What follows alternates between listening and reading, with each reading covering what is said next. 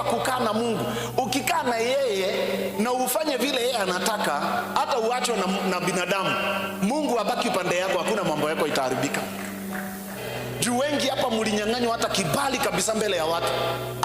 Hata uuze nini, mtu anaweza uza maembe inaoza zinunuliwe, zako zikiwa fresh ziachwe hapo, sababu hauna kile kinafanyaga watu wakuje kwako.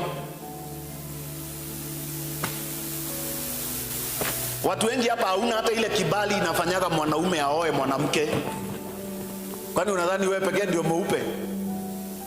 Ukikosa ile kibali yenye inafanyaga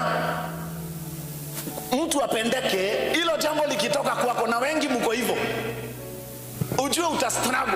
Na kile kilifanya watu hawakutaka Jonathan awaongoze, yet Jonathan was, let me tell you the truth, kwa tabia Jonathan was better than David. Lakini roho za watu zilikataa, hazikutetea Jonathan mpaka hata akakufa. Si watu wangesema Sauli, kama Sauli ameharibu, sisi tunataka Jonathan. Mbona walisema tunataka Daudi?